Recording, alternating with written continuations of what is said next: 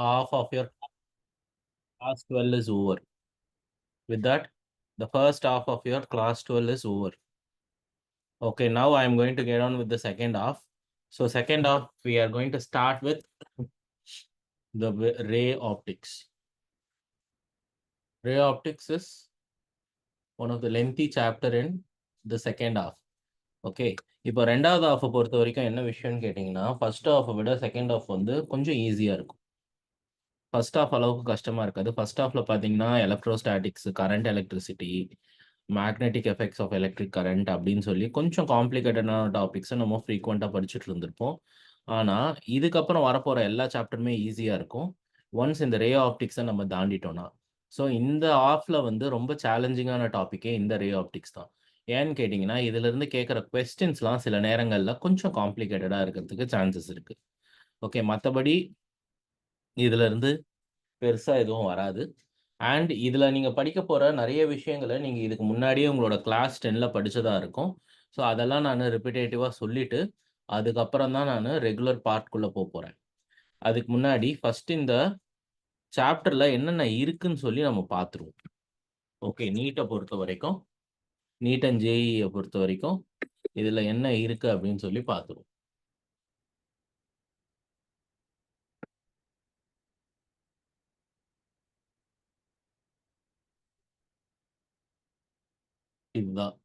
இதுதான் உங்களோட நீட்டுக்கு இருக்கிற டாபிக்ஸ்.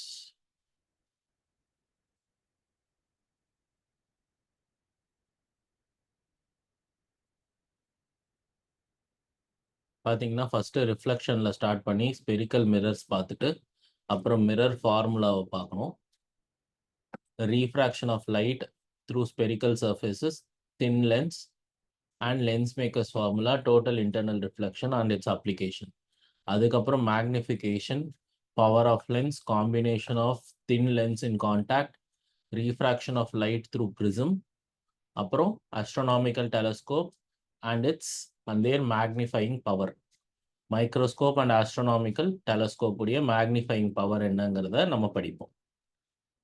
ஸோ இது பார்க்கறதுக்கு ரொம்ப சின்னதாக இருந்தாலும் இது கொஞ்சம் பெரிய டாபிக் தான். ஓகே, இது ஃபர்ஸ்ட் ஆஃப், இது ரே ஆப்டிக்ஸ் மட்டும். இது இல்லாமல் வேவ் ஆப்டிக்ஸ்ன்னு சொல்லி இன்னொரு பார்ட் இருக்கு. ஸோ வேவ் ஆப்டிக்ஸை பற்றி நம்ம அப்புறம் பார்ப்போம். ஃபர்ஸ்ட்டு ரே ஆப்டிக்ஸில் இந்தந்த டாபிக்ஸ் தான் இருக்குது. ஸோ நம்ம ஒவ்வொன்றா ஸ்டார்ட் பண்ணுவோம். நீங்கள் சொல்லுங்கள், ஆப்டிக்ஸ் அப்படின்னு சொன்ன உடனே உங்களுக்கு ஞாபகத்துக்கு என்னென்னலாம் வருது? லைட். லைட். வேற என்ன concept? Concept recall mirror, lens, mirror, lens. Concave, என்ன படிச்சீங்க சொல்லுங்க. Convex, concave, convex. இல்லம்மா, அதுல என்ன படிச்சீங்கன்னு நான் கேக்குறேன். நீங்க வெறும் பேர் மட்டும் சொல்றீங்க. கான்கேவ், கான்வெக்ஸ் லென்ஸ்ல என்ன படிச்சீங்க? The light rays converged, diverged. Reflection. Okay, first எடுத்த உடனே கண்டிஷன் ஃபார் ரிஃப்ளெக்ஷன்ஸ் என்னென்னு பார்ப்போம். ரிஃப்ளெக்ஷன்னா தமிழில் பிரதிபலிப்புன்னு பேர். ஸோ ஒரு லைட் ரே வந்து போயிட்டு ஒரு சர்ஃபேஸில் பட்டு ரிஃப்ளெக்ட் ஆகும்பொழுது ஸோ என்னென்ன கண்டிஷன்ஸ் எல்லாம் அது மீட் பண்ணணும், ப்ளஸ் அங்கேருந்து ரிஃப்ளெக்ட் ஆன ரே வந்து எங்கே போகும், எப்படி பிஹேவ் பண்ணும் அப்படிங்கிற மாதிரியான விஷயங்களை முதல்ல நம்ம கற்றுப்போம். எங்கே நான் சொல்கிறதெல்லாம் உங்களோட கிளாஸ் 10ல். அதுக்கப்புறம் முறையாக ஸ்பெரிக்கல் மிரர்ஸ் இன்ட்ரடியூஸ் பண்ணுவாங்க. அதில் 2 டைப் இருக்கும். ஒன்று கான்வெக்ஸ் மிரர், ஒன்று கான்கேவ் மிரர். ஒரு மிரர் வந்து லைட்டை கன்வெர்ஜ் பண்ணும், இன்னொரு மிரர் வந்து லைட்டை டைவர்ஜ் பண்ணும். ப்ளஸ் அதோடைய ஃபோக்கல் லென்ஸ், அப்புறம் நீங்கள் ஆப்ஜெக்டை எங்கே வச்சிங்கன்னா எங்கே இமேஜ் ஃபார்ம் ஆகும் மாதிரியான விஷயங்களை நம்ம அங்கே படித்தோம். அதுக்கப்புறம் உங்களுடைய ரீஃப்ராக்ஷன் வரும். ஒன்ஸ் ரிஃப்ளெக்ஷனை பற்றி படித்த உடனே ரீஃப்ராக்ஷன் வரும். ஸோ ரீஃப்ராக்ஷன் எடுத்துக்கிட்டா எடுத்த உடனே நம்ம லென்ஸ்குள்ளே போயிட மாட்டோம். அதுக்கு பதில் ஒரு மீடியம்லேருந்து இன்னொரு மீடியம்க்கு லைட் ட்ராவல் பண்ணும்போது என்னென்ன மாதிரியான ஃபேக்டர்ஸ் எல்லாம் டிபெண்ட் பண்ணியிருக்கோம். அதோடைய ரீஃப்ராக்டிவ் இண்டெக்ஸ்னு ஒரு ப்ராப்பர்ட்டி இருக்குது. அந்த ரீஃப்ராக்டிவ் இண்டெக்ஸை பேஸ் பண்ணி எப்படி லைட்டோடைய ஸ்பீடு வந்து ஒவ்வொரு மெட்டீரியல்லையும் சேஞ்ச் ஆகும்.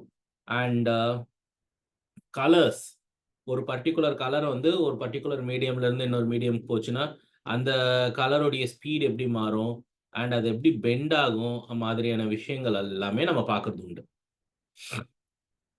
அங்க இருந்து when you move one step further, அப்பதான் லென்சஸ் வரும். அந்த லென்ஸ்ல கான்வெக்ஸ் கான்கேவ்னு 2 லென்ஸ் இருக்கும். அது மறுபடியும் என்ன ஆகும், ஒரு லென்ஸ் கன்வெர்ஜ் பண்ணும், ஒரு லென்ஸ் டைவர்ஜ் பண்ணும். அண்ட் எங்க ஆப்ஜெக்ட் வச்சா எங்க இமேஜ் ஃபார்ம் ஆகும் அப்படிங்கிறதெல்லாம் நம்ம அங்க பார்த்துருக்கோம். ஸோ மறுபடியும் நம்ம அதே விஷயத்தை தான் ஆரம்பத்துல இங்க படிப்போம். ஓகே, ஆரம்பத்துல நீங்க அங்க என்ன படிச்சீங்களோ திரும்பவும் ரிப்பிட்டேட்டிவா நம்ம அதுதான் படிப்போம். ஆனா இங்க வந்து கொஞ்சம் அட்வான்ஸ்டான ப்ராப்ளம்ஸ் போடுவோம். இன்னும் கொஞ்சம் அட்வான்ஸான கான்செப்ட்ஸை டீல் பண்ணுவோம். ஓகே, அதே மிரர் ஃபார்முலா தான், அதே லென்ஸ் ஃபார்முலா தான், அதே லா ஆஃப் ரிஃப்ளெக்ஷன் தான், எல்லாம் அதே தான். இப்போ பாருங்க, ஃபர்ஸ்ட் ஹெட்டிங் எடுத்துக்கோங்க, ரிஃப்ளெக்ஷன் ஆஃப் லைட். அதை பத்தி தான் பேச போறோம். We are going to talk about how the light rays are going to get reflected. நீங்க சொல்லுங்க, எப்போ ஒரு லைட் ரே ரிஃப்ளெக்ட் ஆகும்? Incidence equal to angle of bounce back ஆகும். See, whenever a light ray falls on a smooth, polished surface, your light ray will get reflected. இப்போ நம்மளை சுத்தி நிறைய ஆப்ஜெக்ட்ஸ் இருக்கும். இப்போ பாத்தீங்கன்னா என்னை சுத்தி ஒரு செவுரு இருக்கு. இப்போ இந்த செவுத்துல வந்து என் லைட் ரிஃப்ளெக்ட் ஆகுமா, ரிஃப்ளெக்ட் ஆகாது? No. ஆக்சுவலா ஆகும், but the reflection is going to be highly irregular. ஏன்னா மைக்ரோஸ்கோபிக் லெவல்ல அதோட சர்ஃபேசஸ் பார்த்தீங்கன்னு வச்சுக்கோங்களேன். சும்மா ஒரு இமேஜினேஷனுக்காக காட்டுறேன். இப்போ அந்த செவுரு ரஃப் சர்ஃபேஸ் பார்த்தீங்கன்னா இந்த மாதிரி இருக்கும், மைக்ரோஸ்கோபிக் லெவல்ல அதோட சர்ஃபேசஸ். அப்போ இதுல லைட் ரே படும்போது என்ன ஆகும்னா, ஒவ்வொன்றும் ஒவ்வொரு ஆங்கிள் இப்படி ரிஃப்ளெக்ட் ஆகும். ஓகே, அப்படி ரிஃப்ளெக்ட் ஆகும்போது ப்ராப்பரான ஒரு இமேஜ் ஃபார்ம் ஆகாது ரிஃப்ளெக்ஷனுக்கு அப்புறம். ஆனா இதுவே ஒரு ஸ்மூத் பிளெயின் சர்ஃபேஸா இருந்ததுன்னா ப்ராப்பரா உங்களோட லைட் ரேஸ் பட்டு ரிஃப்ளெக்ட் ஆகும். இப்படி ப்ராப்பரா உள்ள வர லைட் ரேஸ் எல்லாமே ரிஃப்ளெக்ட் ஆகும். அப்போ எனக்கு என்ன கிடைக்கும், இங்க வந்து ஆப்ஜெக்ட் இருந்ததுன்னா இந்த இடத்துல அதே மாதிரி எனக்கு ஒரு இமேஜ் கிடைக்கும். இங்க என்ன மாதிரி ஆப்ஜெக்ட் இருக்கோ அதே மாதிரி இங்க இமேஜ் கிடைக்கும்.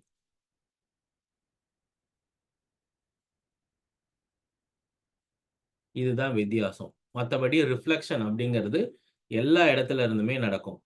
ஓகே, ரஃப் சர்ஃபேஸ்லயும் நடக்கும், ஸ்மூத் சர்ஃபேஸ்லயும் நடக்கும். ஆனா நம்ம கண்ணுக்கு ஸ்மூத் சர்ஃபேஸ்ல நடக்கிற ரிஃப்ளெக்ஷன் தான் தெளிவா தெரியும். ஃபார் எக்ஸாம்பிள், நம்ம முன்னாடி இருக்கிற பிளைன் மிரர் இருக்கு இல்லையா? ஸோ இப்போ நம்மளோட பிளைன் மிரர்ஸ் எப்படி பண்றாங்கன்னா, ஒரு டிரான்ஸ்பரண்ட் கிளாஸ் பிளேட் எடுத்துக்கிட்டு அதுக்கு பின்னாடி ஒரு கோட்டிங் தடவுவாங்க. ஓகே, அந்த கோட் தடவன உடனே இன்னொரு பக்கம் ரிஃப்ளெக்டிங்கா மாறிடும். ஓகே, ஆனா ஏன்ஷியன்ட் டைம்ஸ்ல அப்படி பண்ண மாட்டாங்க. மிரர்ஸ் என்ன பண்ணுவாங்கன்னா, ஒரு பர்டிகுலர் அலாய் எடுத்துப்பாங்க. 2-3 மெட்டலை மிக்ஸ் பண்ணி ஒரு பர்டிகுலர் ப்ரொபோர்ஷன்ல ஒரு மெட்டலை உருவாக்கிடுவாங்க ஃபர்ஸ்ட். இன்னும் இந்த டெக்னிக் கேரளால இருக்கு. அதை பாலிஷ் பண்ணுவாங்க. கோகோனட் ஆயில் போட்டு கண்டினியூஸா பாலிஷ் பண்ணுவாங்க. பாலிஷ் பண்ண என்ன ஆகும்னா, that metal will achieve the utmost smoothness. So in that case, when you go and stand in front of that metal, it appears like a mirror. இன்னும் சொல்ல போனா நம்ம மாடர்ன் டேஸ் மிரரை விட அந்த மெட்டல்ல செஞ்ச ஸ்மூத் சர்ஃபேஸ்ல இருந்து கிடைக்கிற இமேஜ் வந்து ரொம்ப அக்யூரேட்டா இருக்கும். So that's very expensive to. Okay, அது அவ்வளோ ஈஸியாக கிடைச்சிடாது. It's very expensive and very fragile. So it has high maintenance. நம்ம சும்மாவே ஹேண்டில் பண்ணிட முடியாது. ஸோ இதுதான் ஃபர்ஸ்ட் ரிஃப்ளெக்ஷன்ல நீங்க எல்லாருமே தெரிஞ்சுக்க வேண்டிய விஷயம். அதுக்கப்புறம் moving into the law of reflection. Law of reflection na enna? சொல்ல முடியுமா? What exactly is law of reflection?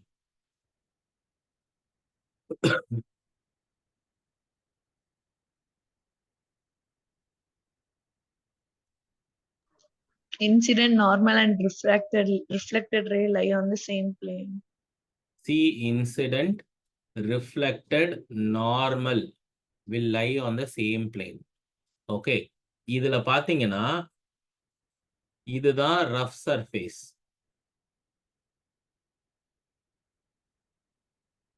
நான் இப்படி போட்டேன்னு வச்சுக்கோங்களேன், இதுக்கு ஆப்போசிட் சைட்ல இருக்கிறதா reflecting surface.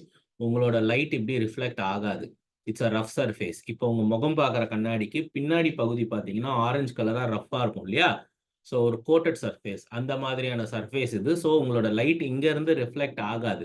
So your light will get reflected only from the opposite side. ஒன்று. You will draw a dotted line. You will draw a dotted line like this. Okay. This is angle of incidence and this is angle of reflection.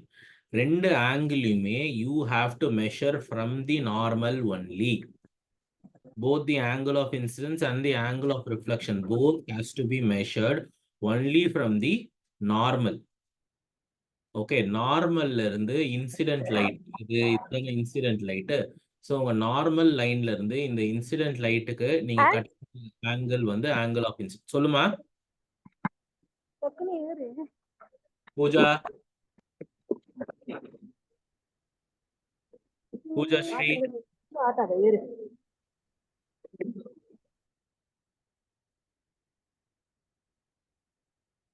Okay, so இப்போ உங்க நார்மல்ல இருந்து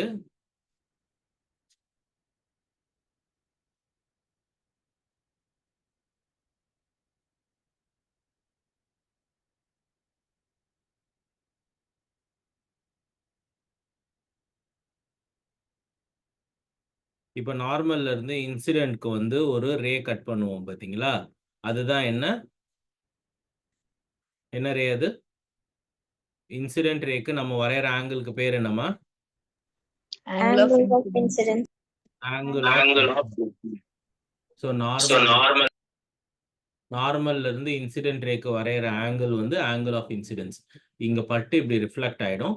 அதே மாதிரி மறுபடியும் நான் நார்மல்ல இருந்து I will draw an angle to the reflected ray, that is called angle of reflection. ஞாபகம் இருக்கட்டும், the measurements are made this way. Measurements are made this way. இப்படி. ஓகே, இது ஃபர்ஸ்ட் திங். அப்போ law of reflection அப்படின்னு சொன்னா it has to obey certain rules and regulations. என்ன rules and ரெகுலேஷன்ஸ்னா இதுதான், note பண்ணிக்கலாம். இத பாருங்க, ஃபர்ஸ்ட் அவங்க சொன்ன மாதிரி எப்போ ரிஃப்ளெக்ஷன் நடந்தாலும், ஒரு பிளேன் மிரர்ல இருந்துன்னு கிடையாது, ஒரு ஸ்பெரிக்கல் மிரர்ல இருந்து ரிஃப்ளெக்ஷன் நடந்தாலும் incident ray, reflected ray, normal மூணுமே ஒரே பிளேன்ல இருக்கும். First point. அப்புறம் angle of incidence and angle of reflection எப்பயுமே ஈக்குவலா இருக்கும். Okay, angle of incidence and angle of reflection will always be equal. ஒன்று. ரெண்டாவது, after reflection the velocity, wavelength and frequency of the light remain same, but only the intensity changes. நான் repeat பண்றேன். After reflection, the velocity, wavelength and the frequency of the light remains the same, whereas the intensity will only change. இன்னும் சொல்ல போனா குறைஞ்சிடும். ஒவ்வொரு ரிஃப்ளெக்ஷனுக்குமே intensity குறைஞ்சிடும். So நீங்க கேட்கலாம், சார் இன்டென்சிட்டினா ஃபர்ஸ்ட் என்ன? So intensity is nothing but brightness of the light. Intensity is nothing but the brightness of the light. ஒவ்வொரு முறையும் ஒரு பிளேன் சர்ஃபேஸ்ல இருந்து ஒரு லைட் ரிஃப்ளெக்ட் ஆகும் பொழுது அதோடைய பிரைட்னஸ் குறைஞ்சிட்டே வரும். Okay, so that is what it is. So இதெல்லாமே ரொம்ப முக்கியமான properties as far as the reflection is concerned. எல்லாருமே நோட் பண்ணிக்கணும். ஸோ நம்ம இங்க இருந்து தான் நம்மளுடைய ஆர்கியூமெண்ட்டை ஸ்டார்ட் பண்ணுவோம்.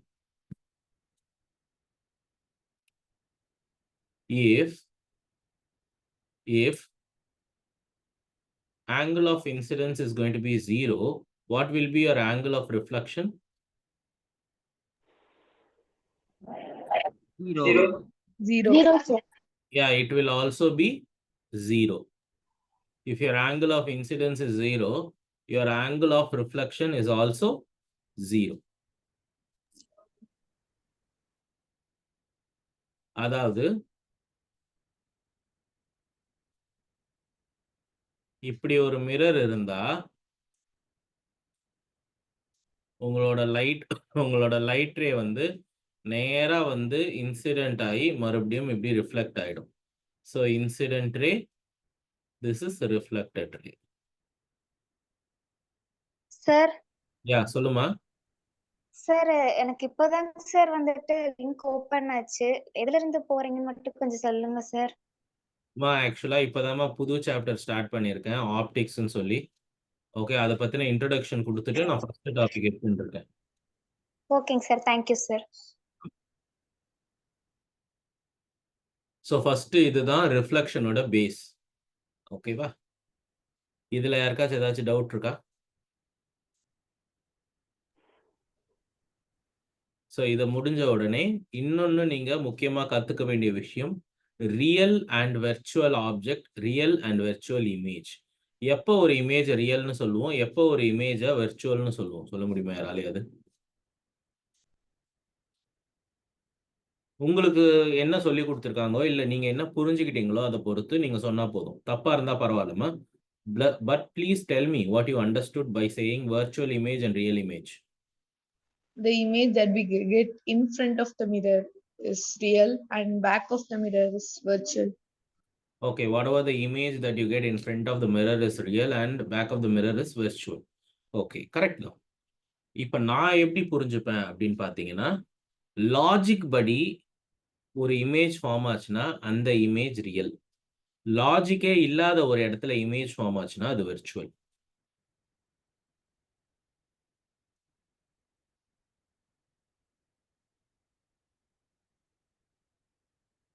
இது வந்து ஒரு rough surface, it's a plane mirror. நான் இப்போ ஆப்ஜெக்டை இங்க வைக்கிறேன்.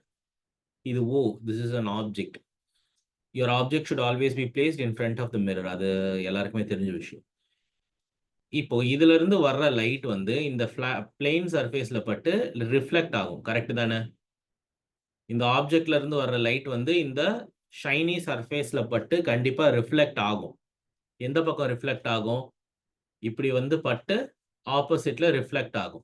அப்போ நான் என்னுடைய இமேஜை லெஃப்ட்ல எதிர்பார்ப்பேன்.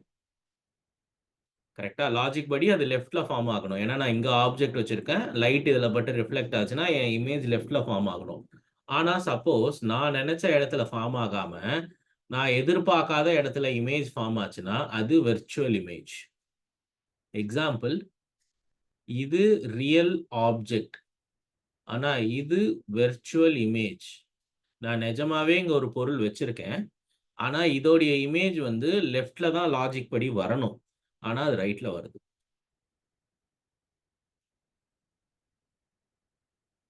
புரிஞ்சுதா?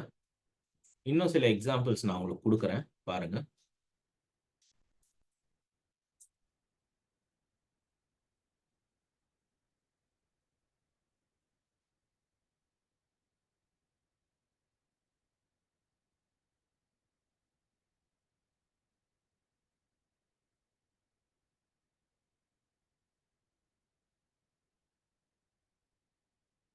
பாருங்க,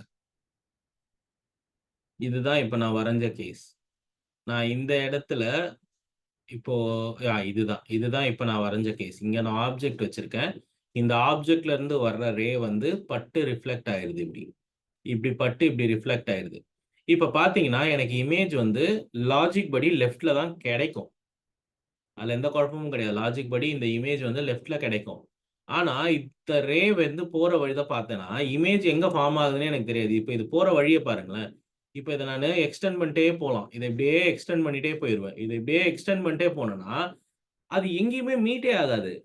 பாத்தீங்களா? அந்த ரே வந்து எங்கேயுமே மீட் ஆகாது. இப்ப நீங்க அது பாட்டுன்னு போயிட்டே இருக்கும். இப்ப நீங்க ஏதாவது வழியில வந்து ஒரு ஸ்கிரீனை வச்சு அதை பிடிக்கிற வரைக்கும் அது போயிட்டே இருக்கும். ஸோ நான் எவ்வளோ தூரத்துல லெஃப்ட்ல என் இமேஜ் கிடைக்கும்னு நான் கேட்டேன்னா உங்களால சொல்லவே முடியாது இந்த கேஸ்ல. அப்போ எனக்கு ஒரு கால்குலேஷன் போடணும்னா எனக்கு ப்ராப்பரான டிஸ்டன்ஸ் வேணும். இந்த மாதிரி கேஸ்ல எனக்கு இமேஜுடைய டிஸ்டன்ஸ் ப்ராப்பரா கிடைக்காது. அப்ப நான் என்ன பண்ணுவேன், இப்படி போற ரேஸை நான் பின்னாடி இழுப்பேன். I will pull it back and I could see that they are meeting at a particular place. They are meeting at a particular place and that I will call it as a virtual image. இதை நான் virtual image ன்னு சொல்லுவேன். நிஜமாவே என் image இங்க form ஆகல, அது எங்கேயோ லெஃப்ட்ல ஃபார்ம் ஆயிட்டு இருக்கு. ஆனா எனக்கு ஒரு ப்ராப்பரான மெஷர்மெண்ட் வேணும். நான் இதை வந்து லெஃப்ட் சைட்ல இருக்கிற இமேஜ் எடுத்துக்கிட்டேன்னா என்னால ஒரு ப்ராப்பரான மெஷர்மெண்ட் கிடைக்காது. அதனால போற இமேஜை நான் பின்னாடி இழுத்தேன்னா that will meet at a particular place and that is called a virtual image. புரிஞ்சுதா? இப்போ இந்த இடத்துல பாருங்க, இந்த கேஸ பாருங்க. ரே ஆஃப் லைட் வந்து லெஃப்ட்ல இருந்து வருது உள்ள, எங்க இருந்து வருதுன்னே தெரியல. திரும்பவும் பாத்தீங்கன்னா இதை அப்படியே நான் ரீட்ரேஸ் பண்ண ட்ரை பண்ணேன்னா போயிட்டே இருக்கும் பின்னாடி. அப்படியே பெருசாயிட்டு போயிட்டே இருக்கும். ஸோ அப்படி இருந்ததுன்னா என்னால் ஒரு ஆப்ஜெக்டோட டிஸ்டன்ஸை ஒரு வேல்யூவால் ரெப்ரசன்ட் பண்ணவே முடியாது. சார் ஆப்ஜெக்ட் டிஸ்டன்ஸ்னா இதுதான் அப்படின்ட்டு என்னால் ஒரு வேல்யூவை சொல்லவே முடியாது. அது பாட்டுன்னு போயிட்டே இருக்கும் பின்னாடி. ஓகே, அதனால எனக்கு ஒரு ப்ராப்பரான வேல்யூ வேணுங்கிறதுனால இத சப்போஸ் இந்த மிரர் இல்லைன்னா இந்த வர்ற லைட் வந்து இந்த இடத்துல மீட் ஆயிருக்கும். இதை என்னுடைய வெர்ச்சுவல் ஆப்ஜெக்டா நான் எடுத்துப்பேன். That is my virtual object distance u. இப்போ இந்த கேஸ்ல பாருங்க, this is a concave mirror. நான் இங்க வந்து ஒரு ஆப்ஜெக்டை வைக்கிறேன்.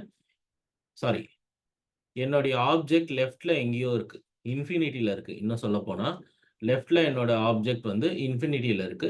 லைட் ரேஸ் வந்து அங்க இருந்து வந்துட்டு இருக்கு. வந்து இந்த கான்கேவ் மிரர்ல பட்டு கன்வர்ஜ் ஆகி ஒரு இடத்துல ஃபார்ம் ஆகுது. ஸோ இப்போ நான் லெஃப்ட்ல ஆப்ஜெக்ட் வச்சிருக்கேன். என்னோட இமேஜையும் நான் லெஃப்ட்லயே தான் எதிர்பார்ப்பேன். கரெக்டா? ஏன்னா வந்து லைட் ரிஃப்ளெக்ட் ஆகி திரும்பவும் லெஃப்ட்ல தான் வரணும். ஸோ நான் ரெண்டுமே லெஃப்ட்ல தான் எதிர்பார்ப்பேன். எக்ஸாக்டா பார்த்தீங்கன்னா இந்த இமேஜ் வந்து நான் எதிர்பார்த்த இடத்துலயே எனக்கு கிடைச்சிருக்கு. எக்ஸாக்டா இந்த இமேஜ் வந்து நான் எங்க எதிர்பார்த்தனோ அங்கேயே கிடைச்சிருக்கு. ஸோ அதனால இதுக்கு பேர் என்ன பேரு? Real image. அதனால இதுக்கு பேரு ரியல் இமேஜ். இப்போ இது கான்வெக்ஸ் மிரர். இதே மாதிரி நான் தூரத்துல ஒரு ஆப்ஜெக்ட் வச்சிருக்கேன். இப்போ அந்த ஆப்ஜெக்ட்ல இருந்து வர்ற லைட் வந்து இந்த கான்வெக்ஸ் மிரர்ல பட்டு டைவர்ஜ் ஆயிடுச்சு. ஸோ நான் திரும்பவும் என்ன கேள்வி கேட்பேன்? லெஃப்ட்ல ஆப்ஜெக்ட் இருக்கு. மிரரை பொறுத்த வரைக்கும் அதே சைட்ல தான் எனக்கு இமேஜும் ஃபார்ம் ஆகணும். கரெக்டா? ஆனா இப்போ இந்த லைட் ரேஸ் போற விதத்தை பார்த்தா என்ன ஆகுது? எங்கேயோ போயிட்டு இருக்கு. இப்படி இது எங்கேயோ போயிட்டு இருக்கு. ஒரு இடத்துல ஃபார்ம் ஆகிற மாதிரியே இல்லை, இது பாட்டு போயிட்டே இருக்கு. ஸோ எனக்கு ஒரு ப்ராப்பரான டிஸ்டன்ஸ் வேணுங்கிறதுனால I will pull this back.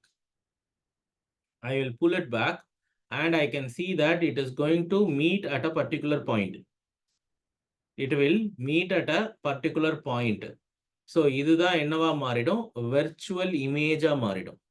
This becomes a virtual image. ஏன்?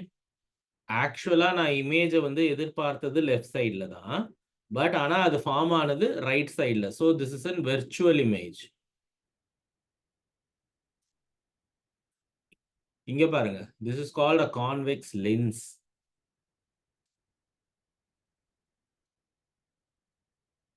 This is called a convex lens. இப்போ லைட் ரே என்ன ஆகும்? வந்து இப்படி கன்வர்ஜ் ஆயிடுது. இப்போ இந்த லென்ஸ் இல்லைன்னு சொன்னா என்ன ஆயிருக்கும்? உங்களோட ரேஸ் அப்படியே போய் இங்க மீட் பண்ணியிருக்கும்ல. இப்போ இந்த லென்ஸ் இல்லைன்னு சொன்னா இந்த ரே ஆஃப் லைட் வந்து அப்படியே வந்து இந்த இடத்த மீட் பண்ணியிருக்கோம். இப்போ இங்க லென்ஸ் இருக்கிறதுனால அது கன்வர்ஜ் ஆகி இங்க மீட் பண்ணியிருக்கு. ஓகே,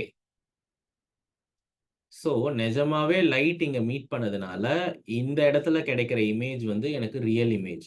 ஆனா ஆப்ஜெக்ட் வந்து பாத்தீங்கன்னா எனக்கு உண்மையாவே லெஃப்ட்ல எங்கேயோ இருக்கு. ஆனா இந்த ரேயோடைய நேச்சரை பார்த்தா எனக்கு ப்ராப்பரான டிஸ்டன்ஸ் கிடைக்காதுங்கிறதுனால அதை நான் திரும்பவும் புல் பேக் பண்ணி ஒரு பாயிண்ட்டை வந்து கண்டுபிடிக்கிறேன். அந்த பாயிண்ட் தான் எனக்கு என்னவா மாறிடும்? That becomes an virtual object. That becomes my virtual object. இந்த மாதிரி திரும்பவும் நீங்க என்ன பண்ணுவீங்க? You take a concave lens. இங்க போடுறீங்க, it diverges away.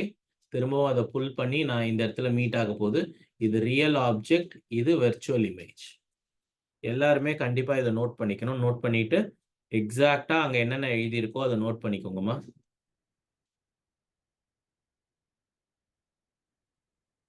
Sir, S, last ஒன்னுக்கு வந்து ஆப்ஜெக்ட் ரைட் சைடுல இருக்கா சார்?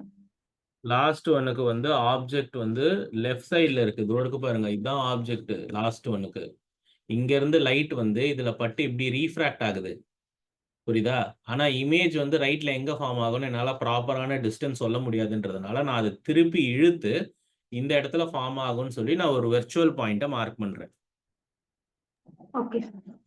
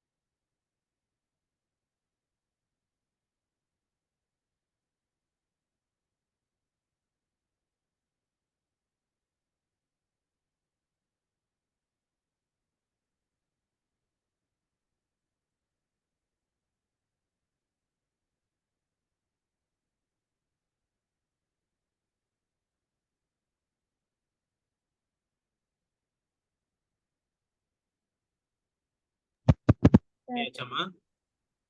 அந்த செகண்ட் மிரர்ல ரியல் இமேஜ் ஃபார்ம் ஆகாதா? இங்கேயாம்மா? Mirror straight mirror. இதுவா பிளெயின் மிரர்? எப்பயுமே பிளெயின் மிரரை பொறுத்த வரைக்கும் ரியல் இமேஜே ஃபார்ம் ஆகாது. இன்னும் சொல்ல போனா உங்க முகம் பார்க்குற கண்ணாடியில நம்ம பார்க்கும்பொழுது என்ன ஆகும்னா நம்மளோட உருவம் நேரா தான் தெரியும். எந்தெந்த இமேஜ் எல்லாம் ஸ்ட்ரைட்டா இருக்கோ அது எல்லாமே வெர்ச்சுவல் இமேஜ் தான். உன்னோட ரியல் இமேஜ் எல்லாமே வந்து இன்வெர்டடா தான் இருக்கும். நேரா கண்ணுக்கு தெரியுற எல்லாமே வெர்ச்சுவல் தான். இப்போ நான் முகம் பார்க்குற கண்ணாடியில என்ன பார்க்கும்போது எனக்கு நேரா தான் என் முகம் தெரியும். which means that's a virtual image that I am seeing.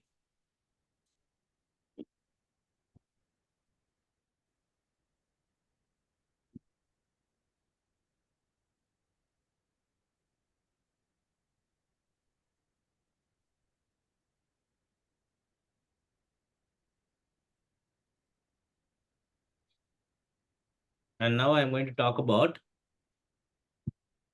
the properties related to your plane mirrors. ஒரு plane mirror-ஓட ரொம்ப ரொம்ப ரொம்ப முக்கியமான ப்ராப்பர்ட்டிங்கிறது இதுதான். நீங்க உங்களோட ஆப்ஜெக்டை ஒரு பக்கம் வச்சீங்கன்னா உங்களோட இமேஜ் இன்னொரு பக்கம் ஃபார்ம் ஆகும். இதோ பாருங்க, இது ஒரு பிளெயின் மிரர். இந்த பிளெயின் மிரருக்கு லெஃப்ட் சைடில் தான் ரிஃப்ளெக்டிங் சர்ஃபேஸ் இருக்கு. அதனால நான் என்னுடைய ஆப்ஜெக்டை லெஃப்ட் சைடில் வைப்பேன். ஒரு குறிப்பிட்ட டிஸ்டன்ஸ் எக்ஸ்ல வச்சிருக்கேன். அப்படி வச்சா என்ன ஆகும்னு கேட்டிங்கன்னா we will get an image. எங்க கிடைக்கும் அந்த இமேஜ்? எக்ஸாக்டா அந்த மிரரோட பேக் சைடில் கிடைக்கும். அதுவும் எப்படி கிடைக்கும்? அதுக்கு லேட்ரலி இன்வெர்டடா இருக்கும். லேட்ரலி இன்வெர்டட்னா உங்களுக்கு புரியுதா? இப்படி திரும்பி இருக்கிறது சைடு வேஸ்ல, தலைகீழ இல்லாம சைடு வேஸ் திரும்பி இருக்கும். ஸோ இதுதான் நாம ரியல் லைஃப்ல பார்த்துட்டு இருக்கோம். ஒரு பிளெயின் மிரர் முன்னாடி நம்ம நிற்கும் போது நான் ரைட் ஹேண்ட் லிஃப்ட் பண்ணனா அந்த மிரர்ல என்னோட லெஃப்ட் ஹேண்ட் லிஃப்ட் ஆகுற மாதிரி என் கண்ணுக்கு தெரியும். அதே மாதிரி நம்ம முகம் பார்க்குற கண்ணாடியில இருந்து நான் எவ்வளவு தூரம் தள்ளி நிக்கிறேனோ அதே தூரத்துக்கு உள்ள இருக்கிற இமேஜ் அங்க இருந்து தள்ளி நிக்கிற மாதிரி என் கண்ணுக்கு தெரியும். இதுதான் வந்து ஒரு பிளெயின் மிரரோட ரொம்ப முக்கியமான ப்ராப்பர்ட்டி ஒன்று. ரெண்டாவது, இமேஜோட சைஸும் ஆப்ஜெக்டோட சைஸும் எப்பயுமே இங்க ஈக்குவலா இருக்கும்.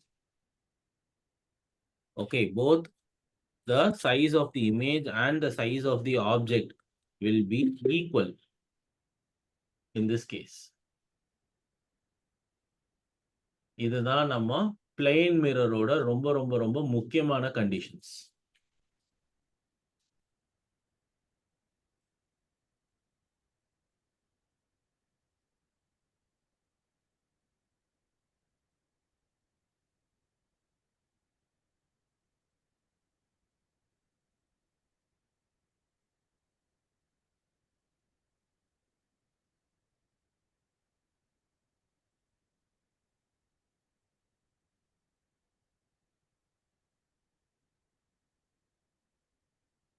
நெக்ஸ்ட் இன்னொரு முக்கியமான ப்ராப்பர்ட்டி என்னன்னு பார்த்தீங்கன்னா டீவியேஷன்.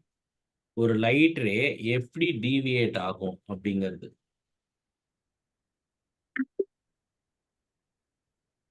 இதுதான் பிளெயின் மிரர் நம்ம படிக்க போற முக்கியமான property. see, we have a plane mirror.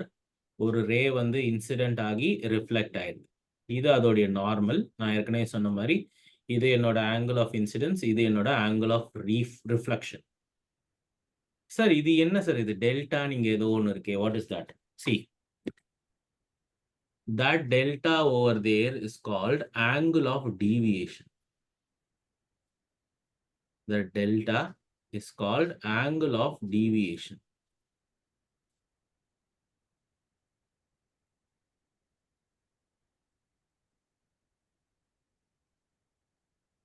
அப்படின்னா என்ன?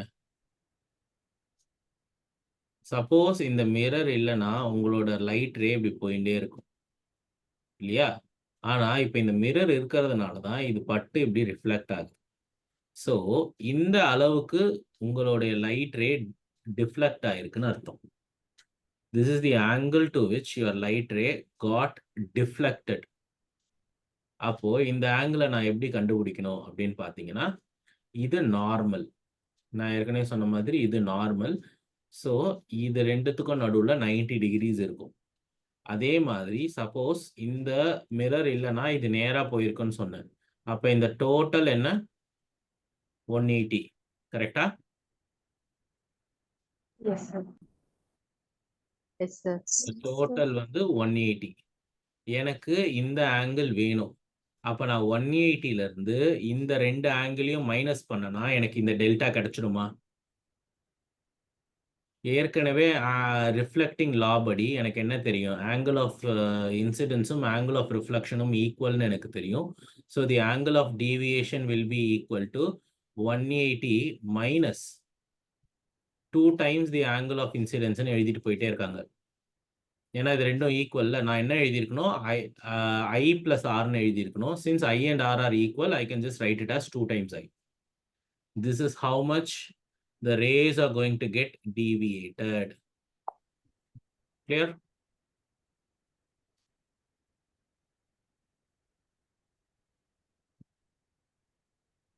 புரியுதா? Yes, sir. Yes, sir. So இப்போ இந்த கேஸ்ல ரெண்டு பிளெயின் மிரர்ஸ் இருக்கு. நான் இங்க ஒரு பிளெயின் மிரர் வச்சிருக்கேன், இங்க ஒரு பிளெயின் மிரர் வச்சிருக்கேன். இந்த ரெண்டு பிளெயின் மிரருக்கும் நடுவில் ஒரு ஆங்கிள் இருக்கு, அந்த ஆங்கிள் தீட்டா.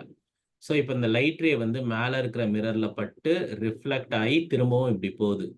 ஸோ அப்போ ஆங்கிள் ஆஃப் டீவியேஷன் கேட்டா நீங்க இதை தான் மார்க் பண்ணுவீங்க. கரெக்டா? This is called angle of deviation. இப்படி நம்ம மார்க் பண்ணுவோம். இதுதான் ஆங்கிள் ஆஃப் டீவியேஷன். அதாவது சப்போஸ் இந்த ரெண்டு பிளெயின் மிரருமே இல்லைன்னா இந்த ரே பாட்டுன்னு இப்படி போயிட்டே இருந்திருக்கும். கரெக்டா? இந்த ரே வந்து அது பாட்டணும் இப்படியே போயிட்டே இருந்திருக்கும். ஆனா இப்ப அது இப்படி போறது காரணம் என்னன்னா இங்க இருக்கிற ரெண்டு மிரர்ஸ் தான். So this is how much it's getting deviated. I will call it delta. And that delta is equal to 360 minus 2 theta.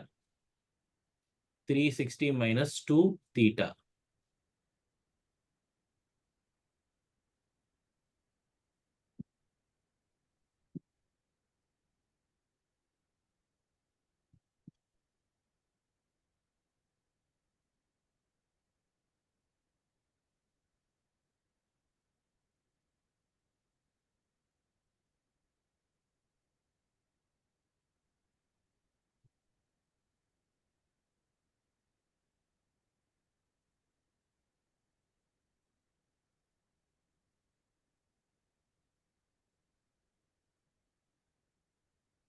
இதை ஞாபகம் வச்சுக்கோங்கம்மா.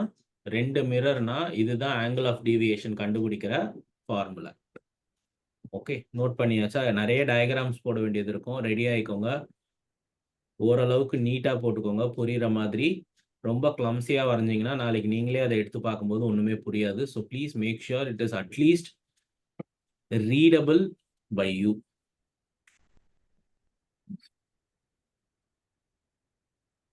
நெக்ஸ்ட் போலாமா?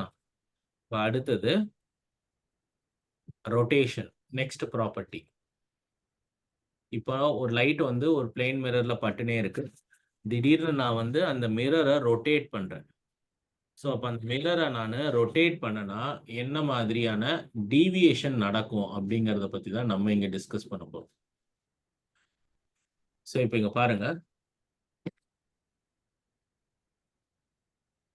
this is a plane mirror, incident ray, reflected ray. கரெக்டா?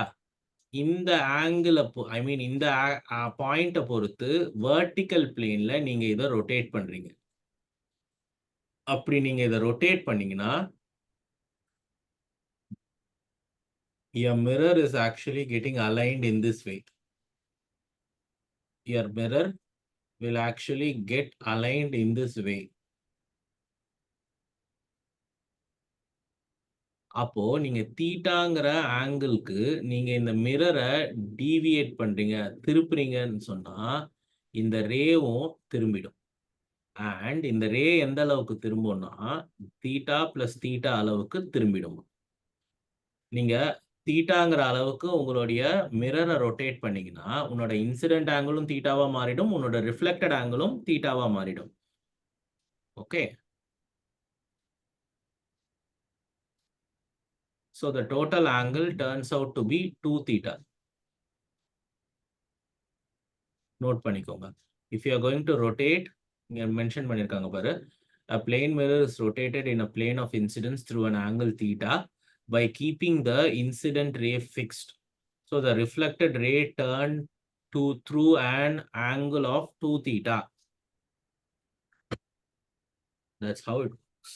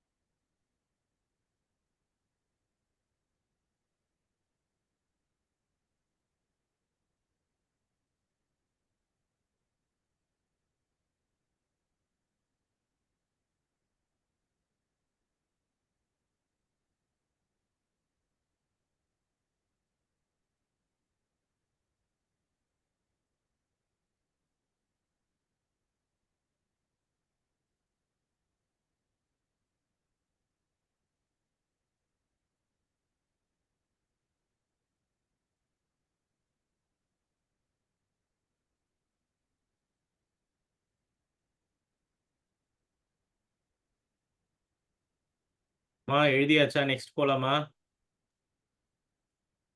Yes, sir. Yes, sir. Next property தான் ரொம்ப முக்கியமான property. Images formed by 2 inclined plane mirrors. இப்போ 2 plane mirrors நான் இன்க்ளைண்டா வச்சேன்னா அதுல ஃபார்ம் ஆகிற இமேஜஸ் எப்படி இருக்கும் அப்படிங்கிறது தான் முக்கியம்.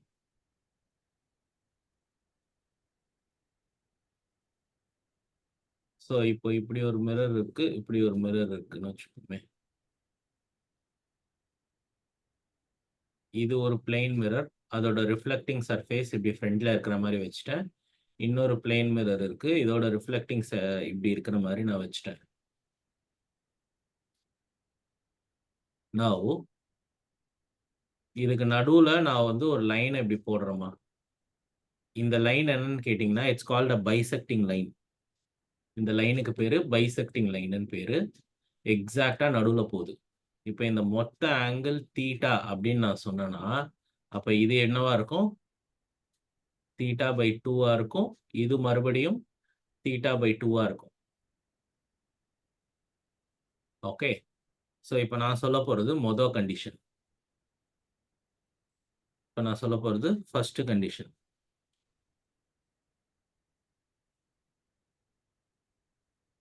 Even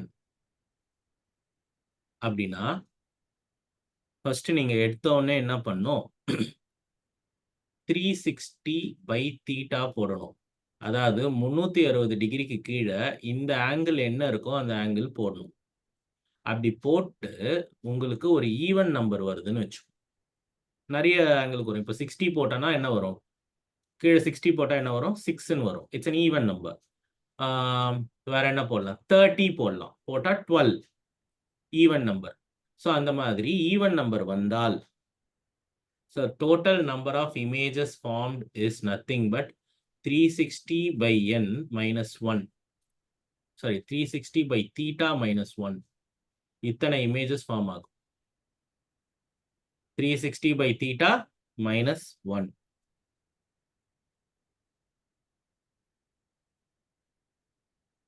All right. 360 by theta minus 1 number of images will be formed.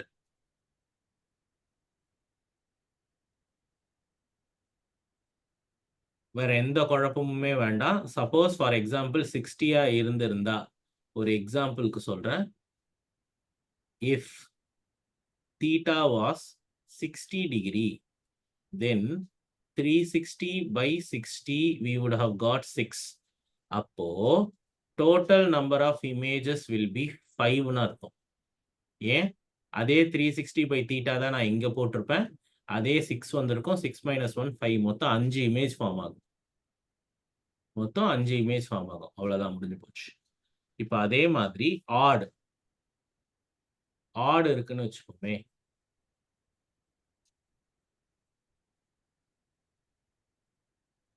இப்ப பாருங்க,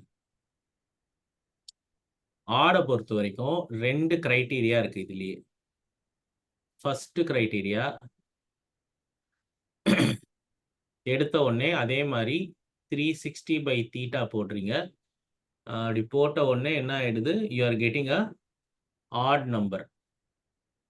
ஓகே, இப்போ ஆட் நம்பரை பார்த்த உடனே அடுத்தது அந்த ஆப்ஜெக்ட் வந்து மிரர்ல எந்த பொசிஷன்ல இருக்குங்கிறது முக்கியம். ஃபார் எக்ஸாம்பிள், இது ஒரு பிளெயின் மிரர்னு வச்சுப்போம், இதை இன்னொரு பிளெயின் மிரர்னு வச்சுப்போம். நடுவுல ஒரு பைசெக்டர் இருக்கு, இப்படி ஒரு பைசெக்டர் இருக்கு. இது தீட்டா, தீட்டான்னு சொன்னா இது தீட்டா பை 2, இது தீட்டா பை 2, கரெக்டா? அதாவது ஆப்ஜெக்ட் எக்ஸாக்டா இந்த லைனுக்கு மேல இருக்கு, அப்போ சிமெட்ரிக்கலா இருக்குன்னு அர்த்தம்.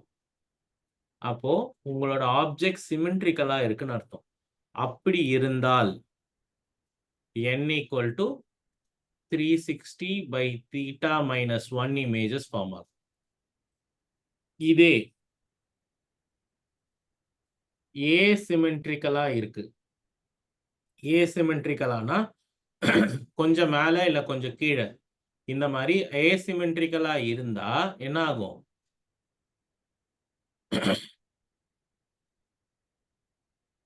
கொஞ்சம் ஏசிமெட்ரிக்கலா இருந்துச்சுன்னா ஆங்கிள்ஸ் ஒன்னா இருக்காது, அது ஆல்பாவும் இது பீட்டாவாகவும் மாறிடும். அப்போ n equal to 360 by தீட்டாவாக இருக்கும். n equal to 360 by தீட்டாவாக இருக்கும். ஓகே, ஃபர்ஸ்ட் ஆட் அப்படின்னு வந்துட்டாலே அடுத்த கேள்வி நீ கேட்கணும், ஆப்ஜெக்ட் எங்க இருக்கு, சிமெட்ரிக்கலா இருக்கா ஏசிமெட்ரிக்கலா இருக்கா? சிமெட்ரிக்கலா இருந்தா இது கிரைட்டீரியா, ஏசிமெட்ரிக்கலா இருக்குன்னா இது கிரைட்டீரியா. சப்போஸ் இதே 360 by தீட்டா ஈவன் வந்துச்சுன்னா நீ எதை பத்தியும் வரி பண்ணவே வேண்டாம், நேரா 360 by தீட்டா -1 போட்டு போயிட்டே இருக்க வேண்டியதுதான். So it's a very very important conclusions, make a note. இதெல்லாம் எந்த டெக்ஸ்ட் புக்ஸ்லயும் இருக்காதுமா, ஆனா இதுல இருந்து क्वेश्चन கேட்கறதுக்கு சான்சஸ் இருக்கு.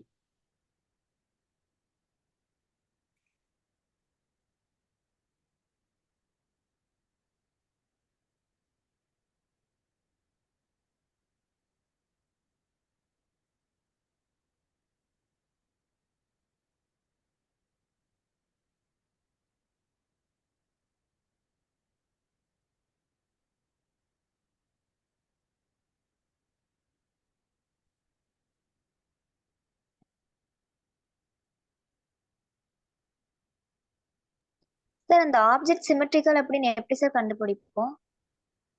ஓகே, இப்போ கரெக்டா அது இருக்கிற பொசிஷனுக்கு நான் லைன் வரைஞ்சி ஆங்கிள் கட் பண்ணனா இதுக்கு பாதிக்கு பாதி இருந்ததுன்னா அப்போ அது சிமெட்ரிக்கல், அப்படி பாதிக்கு பாதி இல்லைன்னா அசிமெட்ரிக்கல் நான் புரிஞ்சுப்பேன். ஓகே.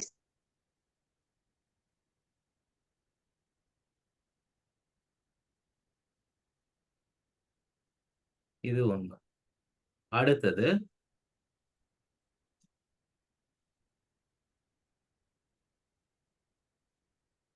இன்னொரு ப்ராப்பர்ட்டி. நெக்ஸ்ட் போலாமா? எல்லாம் எழுதியாச்சா? Yes sir.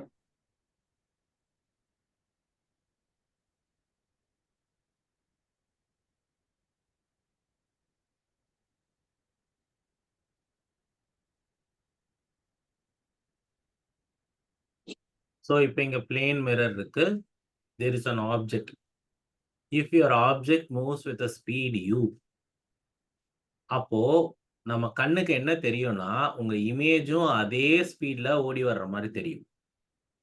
நான் ரிப்பீட் பண்றேன், இங்க ஒரு ஆப்ஜெக்ட் இருக்கு. if the object moves with a speed u towards the mirror, the image will also rush opposite to the mirror with the same speed. உங்க object எவ்வளவு ஸ்பீட்ல வருதோ அதே ஸ்பீட்ல மிரரை நோக்கி இமேஜும் வரும்.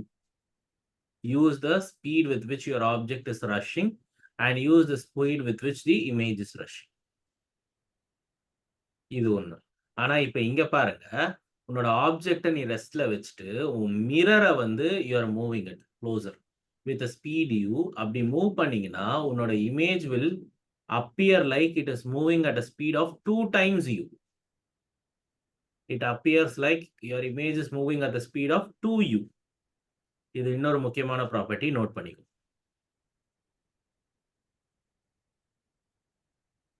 சார் அந்த ரெஸ்ட்ல இருக்கிறது மட்டும் மறுபடியும் சொல்லுங்க சார்.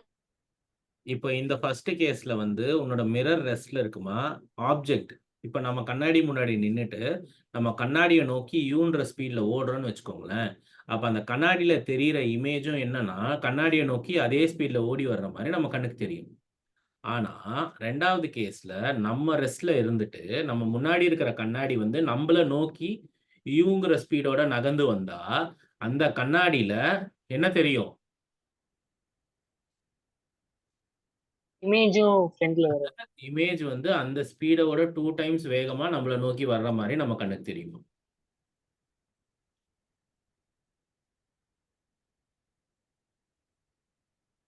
Okay okay sir.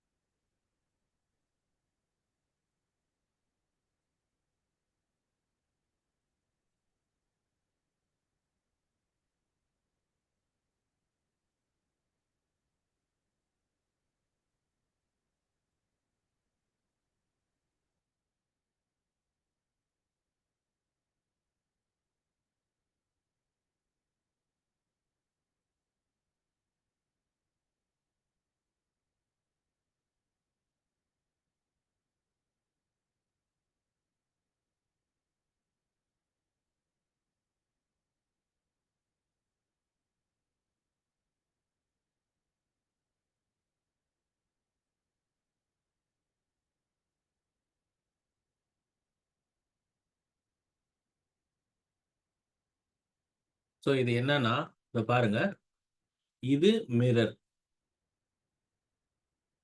இது மிரர்மா. ரைட் சைடில் இருக்கிறத பற்றி நான் பேசிட்டு இருக்கேன். இது ஒரு சின்ன மிரர். இந்த மிரரோட ஹைட் வந்து h/3 இருக்கு. ஓகே, இதை நீங்கள் உங்கள் செவுத்துல மாட்டி வச்சிருக்கீங்க. நீங்கள் எக்ஸாக்டாக இந்த இடத்துல நிற்கிறீங்க. அதாவது உங்கள் ரூமை இமேஜின் பண்ணிக்கோங்க. இதுதான் உங்கள் ரூமு. உங்கள் ரூமில் ஒரு செவுத்துல ஒரு ஓரமாக நீங்கள் ஒரு கண்ணாடியை மாட்டி வச்சிருக்கீங்க. அந்த கண்ணாடியோட சைஸ் வந்து h/3. அதாவது பின்னாடி இருக்கிற உங்க செவுத்துல 1/3 இருக்கு. பின்னாடி நமக்கு ஒரு செவுரு இருக்கு இல்லையா, அந்த செவுத்துல 1/3 இருக்கு. அப்படி இருக்கும் பட்சத்தில் நீங்க எக்ஸாக்டா உங்க ஹாலோடைய சென்டர்ல நின்று பாத்தீங்கன்னா பின்னாடி இருக்கிற சுவர் மொத்தமா உங்க கண்ணுக்கு தெரியும். நான் ரிப்பீட் பண்றேன். நீங்க ஹாலோட மிடில்ல நிக்கிறீங்க. உங்க கண்ணாடியில பின்னாடி இருக்கிற சுவர் வந்து முழுக்க தெரியணும்னா உங்க கண்ணாடியோடைய உயரம் உங்க செவுத்தோட உயரத்துல 1/3 இருக்கணும். அதுக்கான ஒரு ரே டயக்ராம் தான் இது. இதை நம்மளால ப்ரூவ் கூட பண்ண முடியும். ப்ராப்பரா ஜியாமெட்ரி பண்ணி ப்ரூவ் பண்ண முடியும். பட் ஆனால் நான் ப்ரூஃப்குள்ள போறது கிடையாது இன்னைக்கு. அதே மாதிரி இங்க வாங்க. இங்க என்ன இருக்கு? அதே மாதிரி ரூம் ஒரு ஹெச் இருக்கு. That H is the height of the wall. Okay, ஆனா இந்த வாட்டி நீங்க என்ன பண்றீங்க? அதே செவுத்துல சாஞ்சி இருந்து பார்க்கணும். நீங்க இந்த செவுத்துல சாஞ்சி இருந்து கண்ணாடியை பார்க்க போறீங்க. அப்ப உங்க கண்ணுக்கு என்ன தெரியணும்? இந்த செவுரோடைய மொத்த உயரமும் தெரியணும். அப்படி இருந்தா அந்த கண்ணாடியோட உயரம் உங்க செவுத்தோட உயரத்துல பாதியாச்சு இருக்கணும். Only if the height of your glass is exactly half of the height of the wall behind, when you are standing at the end of the room, you will be able to see the entire wall behind. Okay, that's important.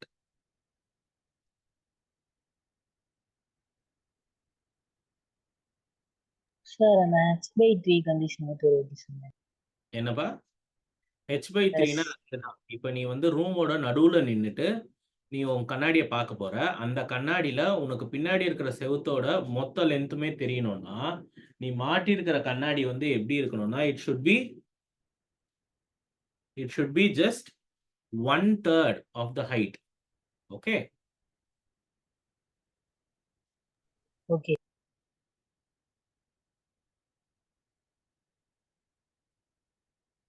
இதை வரைஞ்சுக்கோங்கம்மா, ரொம்ப முக்கியம்.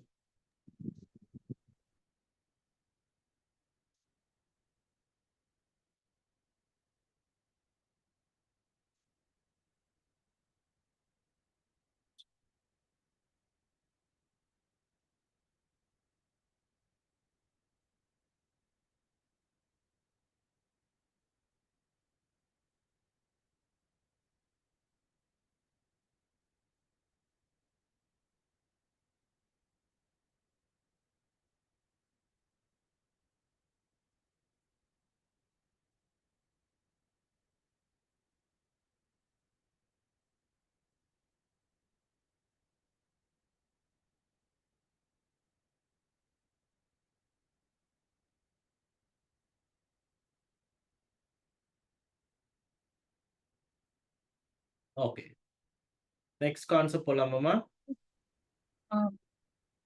S sir. Okay, next Excuse me, sir. சொல்லுமா.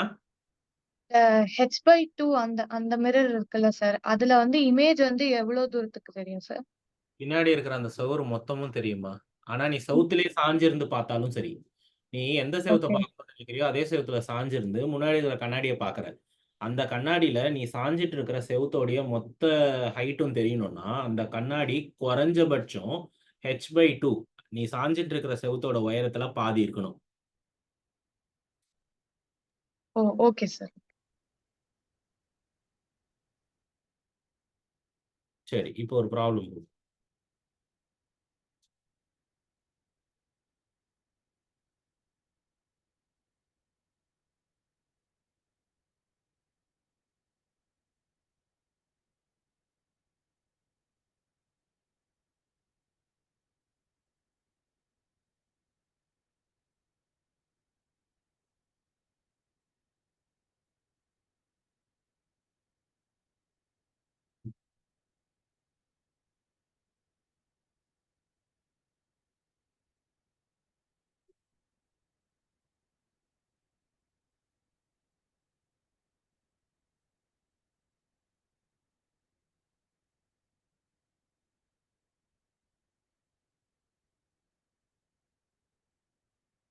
இந்த some போடுங்க பார்க்கலாம்.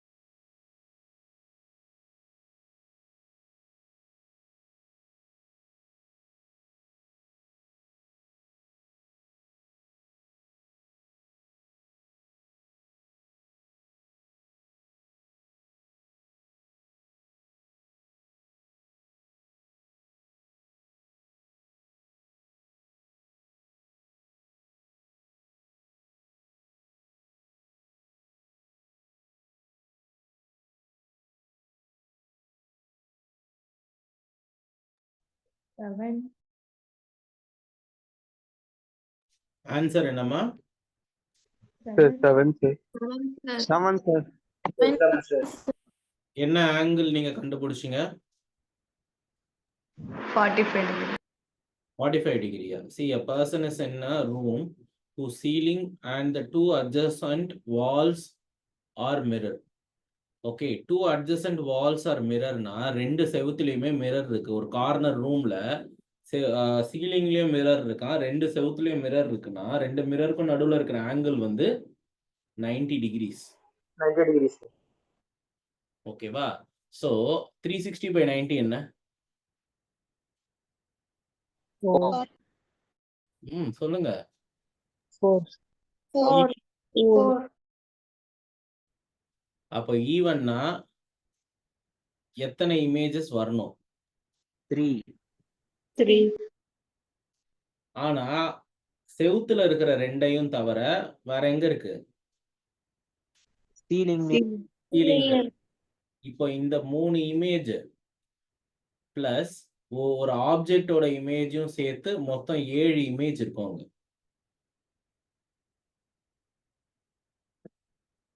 நான் சொல்றது புரியுதா உங்களுக்கு?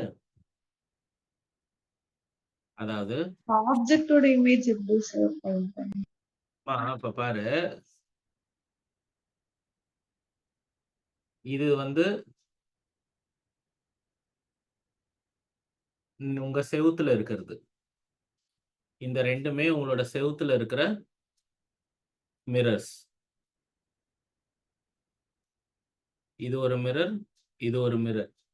இந்த இடத்துல நான் ஆப்ஜெக்டை வைக்கிறேன். இதுதான் என்னோட ஆப்ஜெக்ட். இந்த ஆப்ஜெக்டோட 3 இமேஜ் இங்க விழும். அதை தான் நம்மளோட ஃபார்முலாவும் சொல்லுது. அதுல எந்த குழப்பமுமே கிடையாது. இதுக்கு மேல சீலிங்ல ஒண்ணு இருக்கு பாத்தீங்களா? அது என்ன ஆகும்னா இதோட இமேஜும் அதுல விழும்ல, பிளஸ் இந்த 3 இமேஜோடைய இமேஜும் அதுல விழும். ஸோ இப்போ மொத்தம் இதுல வந்து 4 இமேஜ் விழும். ஸோ 4 + 3 7.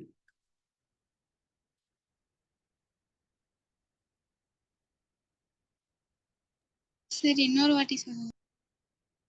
இத பாருமா, இது வந்து உங்க ரூமோட கார்னர். அந்த கார்னர்ல ஒரு செவத்துல ஒரு மிரரும் இன்னொரு செவத்துல இன்னொரு மிரரும் நீங்க வச்சுட்டு இருக்கீங்க. இதுக்கு முன்னாடி ஒரு ஆப்ஜெக்ட் வச்சிருக்கீங்க. அந்த ஆப்ஜெக்ட் உடைய இமேஜ் வந்து 1 2 3ன்னுட்டு இங்க இந்த மிரர்ஸ்ல விழுது. சரியா? அப்போ மொத்தம் total images formed by these 2 mirrors on the wall is 3. So எந்த குழப்பமுமே இல்லை. அதே மாதிரி சீலிங்ல இருக்கு. இதுல விழுந்த இமேஜ் திரும்பவும் சீலிங்ல இருக்கிற மிரர்லயும் விழும் இல்லையா? அப்போ இந்த ஆப்ஜெக்டும் ஒரு இமேஜா உங்க சீலிங்ல இருக்கிற மிரர்ல விழுந்துரும். ஸோ மொத்தம் 4. ஸோ 4 + 3 7.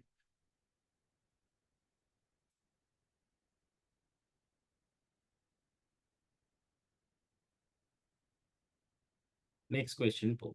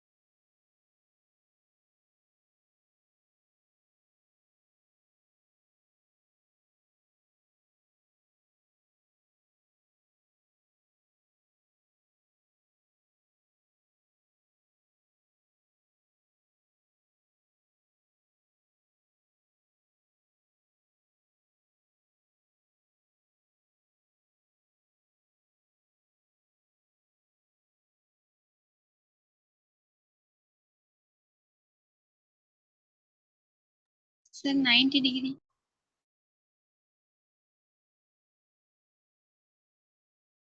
ஆன்சர் என்னம்மா? 90. இல்லையேம்மா. ஸோ இதுக்கு என்ன ஃபார்முலா நான் கொடுத்துருந்தேன்?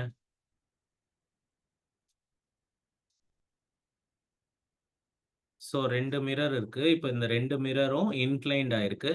ஸோ அப்படி இன்க்ளைன்ட் ஆகி இருந்ததுன்னா நாம என்ன மாதிரி டீவியேஷன் கண்டுபிடிக்கணும்னு சொல்லியிருந்தேன்? இட் இஸ் 360 ஆமா, கரெக்டா இப்படி கண்டுபிடிக்கணும். ஸோ இப்போ இங்க அவங்க என்ன சொல்றாங்கன்னா, a ray of light incident on one mirror parallel to the second and gets reflected in the second mirror and first mirror and the angle between the mirrors என்னன்னு சொல்லி அவங்க கேக்குறாங்க. ஓகே, ஸோ இது வேற வழியே கிடையாது. நம்ம பொறுமையா போட்டுதான் ஆகணும் போல இருக்கு கையிலேயே. ஓகே, நான் இதுக்கு எப்படி வரும்னு சொல்லி நான் காட்டுறேன். இதுதான் இதோடைய பிக்சர். பாருங்க, இங்க என்ன பிரச்சனைனா, இங்க தீட்டா கொடுத்துட்டு டிஃப்ளெக்ஷன் கேட்டா நம்ம போட்டுட்டு இருக்கலாம்.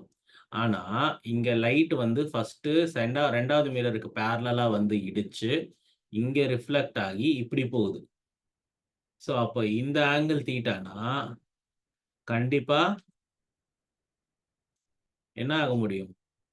இந்த 2 ஆங்கிளும் தீட்டாவா தான் இருக்கும். இந்த 2 ஆங்கிளும் தீட்டாவா தான் இருக்கும். இது வந்து ஒரு ஜியோமெட்ரிக் கண்டிஷன். ஓகே, ஒரு தியரம் இருக்கு, ஒரு ஜியோமெட்ரிக் தியரம் இருக்கு. அந்த ஜியோமெட்ரிக் தியரம் படி இந்த கண்டிஷன்ஸ் ஒர்க் ஆகும். ஸோ இது தீட்டா, இது தீட்டா, இது தீட்டா அண்ட் தீட்டானா, so this is how it works. அப்போ இந்த 3 சேர்ந்தது தான் 180 degrees. So 3 theta equal to 180 and theta equal to 60 degrees. ஆக்சுவலா இது ரொம்ப டஃப் தான் இந்த கொஸ்டின் போடுறது. ப்ராப்பரான ஜியோமெட்ரிக்கல் நாலேஜ் இருந்தால் தான் இதை போட முடியும். ஸோ இதை ஜஸ்ட் நோட் பண்ணிக்கோங்க. இந்த மாதிரி கொஸ்டின்ஸ் வர்றது இல்லைம்மா, ஆனா வந்து இங்க என்ன பண்றாங்கன்றது உங்களுக்கு தெரியணும். நெக்ஸ்ட் கொஸ்டின் போலாமா? Yes, sir.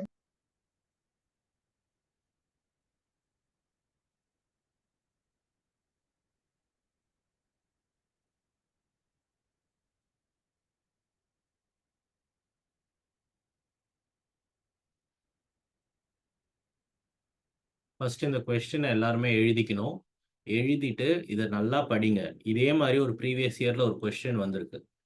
ஓகே, இது எப்படி போடுறதுன்னு யாருன்னா ஒருத்தர் சொல்லுங்க.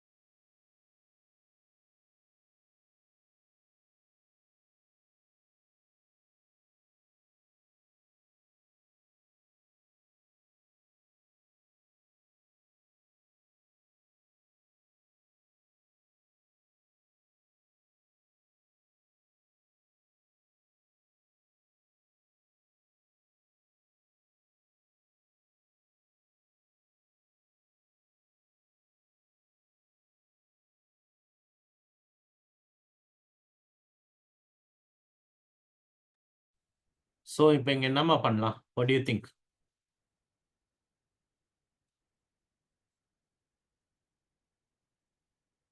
ஸோ இப்போ அந்த டயக்ராம் படி அந்த லைட் வந்து கீழே இருக்கிற மிரரோட ஒரு பார்ட்டில் படுது. எல்லாருமே படிச்சிருப்பீங்கன்னு நினைக்கிறேன். ஸோ ரெண்டுமே ஆப்போசிட் சைடில் பேரலாக மிரர்ஸ் வச்சுருக்காங்க. ஸோ அப்போ வந்து பார்த்தீங்கன்னா மல்டிபிள் இமேஜஸ் ஃபார்ம் ஆக சான்சஸ் இருக்குது. அதனால வந்து நம்ம ஈஸியாக அதை ஹேண்டில் பண்ணிட முடியாது. அண்ட் அவங்க ஒரு ஆப்ஜெக்டும் வைக்கல. ஒரு லைட் ரே வந்து வெளியில இருந்து வருது, இங்க படுது, இப்படி போகும்.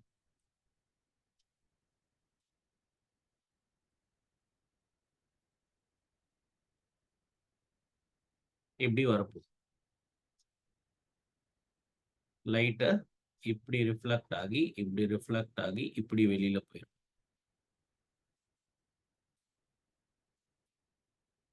So the point is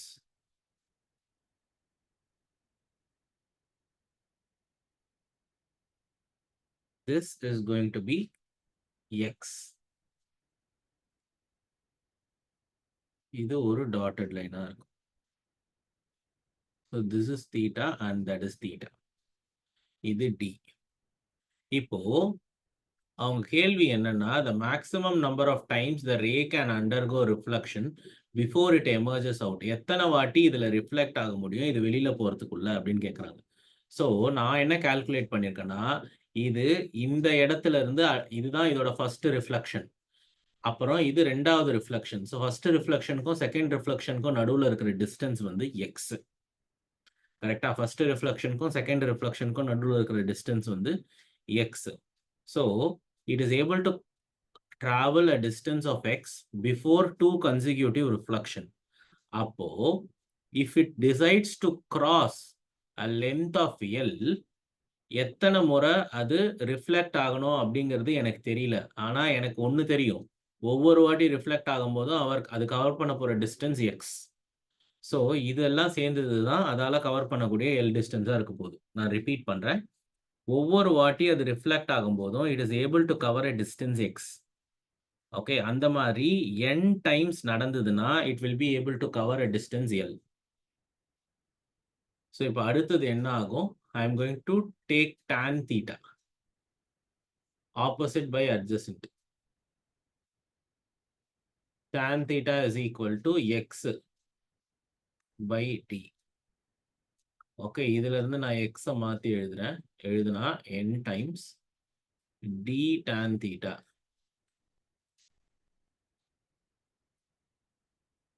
I am going into d tan theta. அப்ப எத்தனை டைம்ஸ் இந்த ரிஃப்ளெக்ஷன் நடக்கணும்னு கேட்டா n, which is equal to L by d tan theta.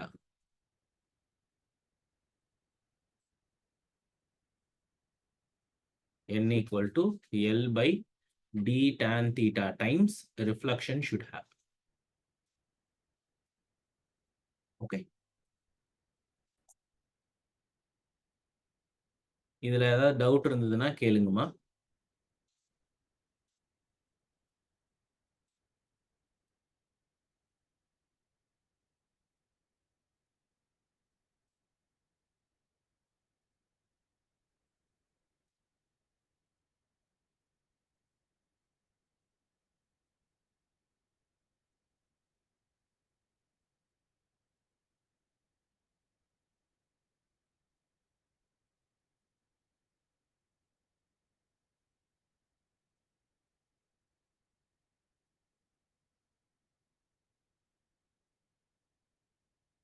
எல்லாருக்குமே புரிஞ்சுச்சா?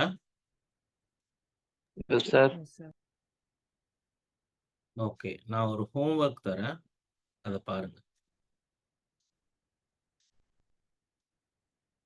நோட் பண்ணிக்கோங்க. நெக்ஸ்ட் கிளாஸ் நெக்ஸ்ட் வீக் வர்றதுக்குள்ள you will have to finish this.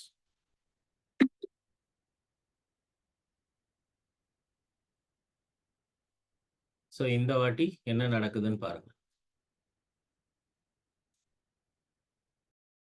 Question எழுதிக்கோங்க.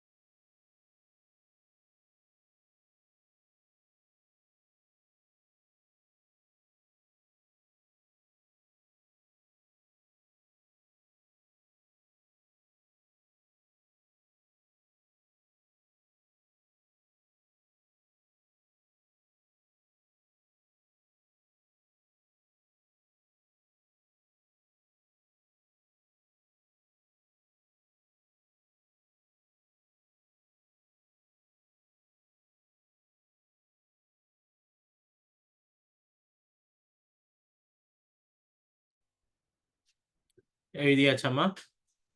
Yes, sir. Yes, Okay. sir. So we'll stop here today. We'll again meet in the next week. Thank you. Thank you, sir. Thank you, sir.